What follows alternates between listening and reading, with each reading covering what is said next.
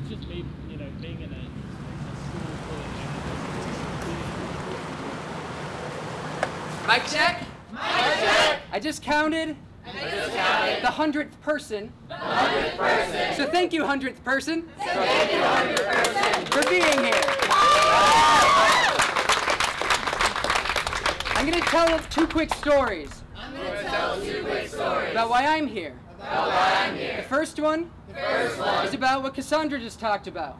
I'm a graduate student in the anthropology department here. And I study land reform and small farmers movements in Guatemala. I was there last June. While I was there, I read a news report. In between visiting a plantation whose workers had been fired and evicted in order to replace them with a palm tree called African palm. After I read the news report, I went to a place where 3,000 people from 800 families had their houses burned and their crops destroyed by a sugarcane company. Those are 2 examples of what the farmers movement in Guatemala calls despojo. We call it land grabs. In between those 2 visits, I read a report that my university, which funded my trip, thank you, Vanderbilt, acquired those funds to support me and all of you through doing the same thing. That's one reason I'm here. Because when I talked to those farmers about what my university was doing, they said, go home. Fix it. So we don't have to. There's a second reason I'm here. When Occupy Nashville began, in October, in solidarity with Occupy Wall Street, I started sleeping there. On Legislative Plaza. I figured I had a lot of work to do, but I could at least donate my sleep. So I donated my sleep. And a little more. But at that occupation, there were a few other Vanderbilt people. Some of the most wonderful Vanderbilt people. I was arrested with a few of those Vanderbilt people. And a lot of non-Vanderbilt people. Some of whom had been workers here. I'll share their stories in a minute. But who had become homeless or unemployed because of Vanderbilt's policies towards its workers. In our long nights at Occupy Nashville, we talked about some of those stories. And it became clear what happens here happens everywhere in this city. We have to understand. This Occupy movement didn't begin on September 17th in New York City. We could track it a long ways back. For time, I'll track it a short ways back. The semester I got here, in fall 2009, our friends in California, occupied almost every campus in the University of California and the California State University system. It was a brutal struggle. There are some of them that are still in jail. A lot of them got hurt by campus police during that. Not very many people heard about it. But some of us heard about it. So we started planning. So we started planning. That movement got bigger for local reasons in Puerto Rico, where they were jacking up the prices for the public university of a country that is still a colony of the United States, which was seized by force more than 100 years ago. They occupied their campus. Every other campus in Puerto Rico occupied in solidarity.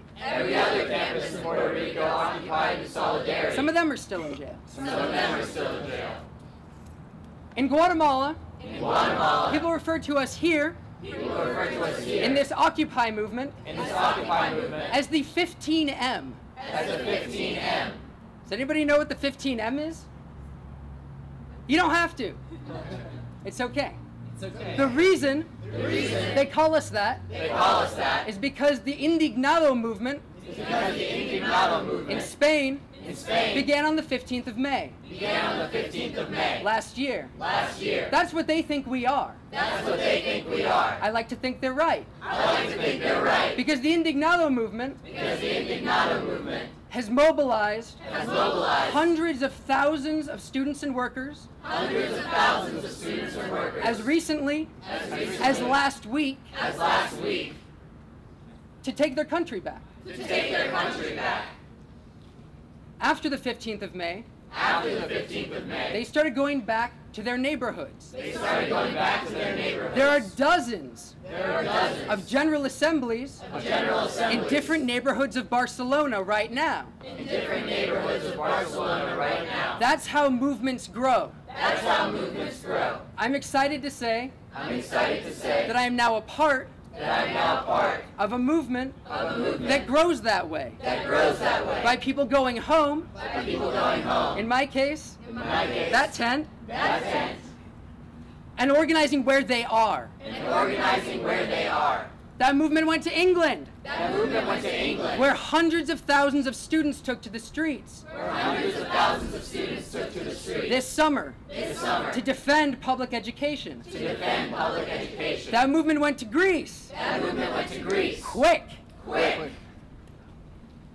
where the population of Greece, some people estimate 25% of that population has been involved in the General Assemblies and Popular Assemblies movement. Because in Greece, they're doing more brutally what we've seen happen here in the U.S. more recently. They're cutting the minimum wage. They're laying off the poorest workers. They're trying to end public education. The same things we're seeing here. But they hurt more. Because they're harsher. But we see what's coming here, both in terms of the attacks by the rich, and what kind of resistance we might put up if those attacks continue. That movement then came to New York. Y'all probably know that story better. Tonight, we're going to show a film about the student movement in Chile, where hundreds of high schools were occupied this year. Because the students realized that they weren't getting funded for public education because of some things that went way back. Where after the United States overthrew their government in 1973,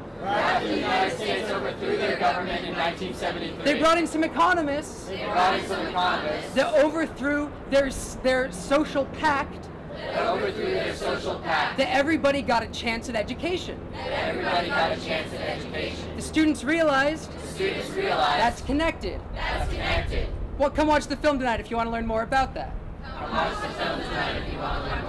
Hundreds of those high schools are now being run by their high school students. Think about that. Think about that. Think about your high school. Think about your high school. Think about kicking all your teachers out. Think about kicking all your teachers out. Think about the police attacking. Think about the police attacking. Think about barricading the front doors. Think about barricading the front doors. Think about having fire hoses knock you down every day.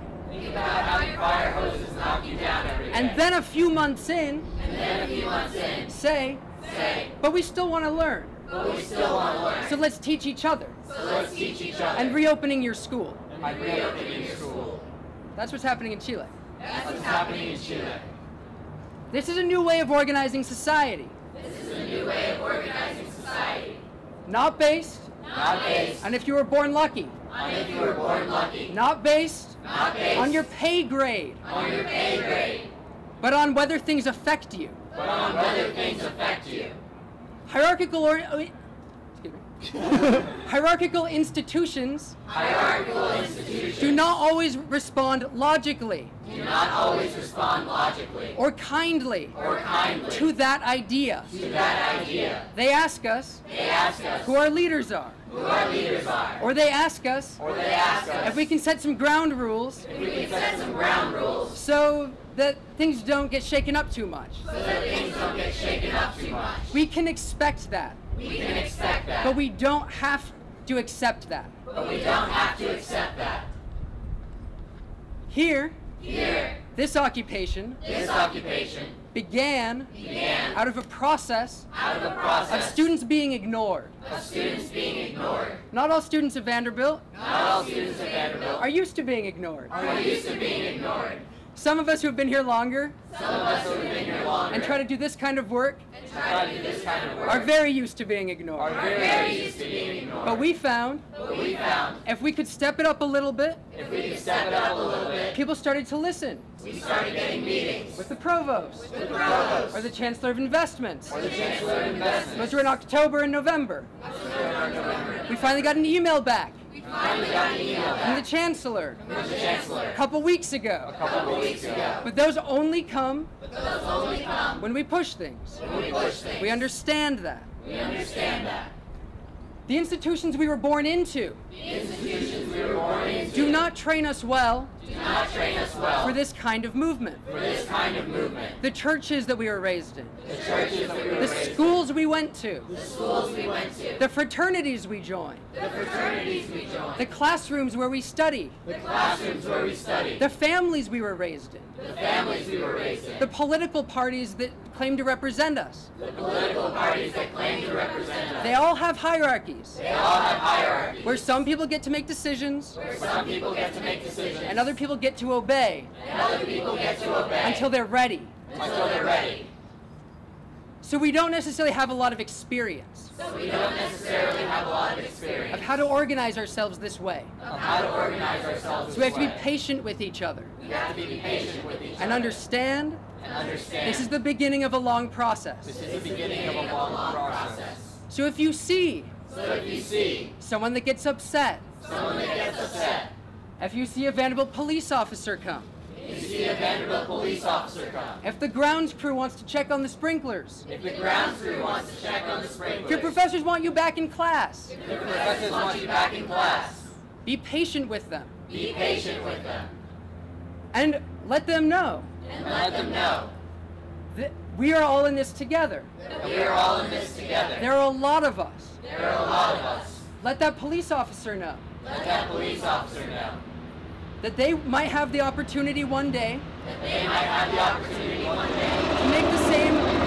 pay to make the same pay as their boss. as their boss. Let that grounds person know. Let that grounds person know. How would it be How would it be to have a voice to have a voice in choosing your own hours? in choosing your own hours? How would it be How would it be to know that your kid to know that your kid could get an education could get an education as good as the students here? as good as the students here? They might start to think differently, They might start to think differently. but we have to understand this is the beginning of a long process. But we have to understand this is the beginning of a long process. And this is the beginning of that process here. This is the beginning of that process here. So thanks for being here. So thanks for being here.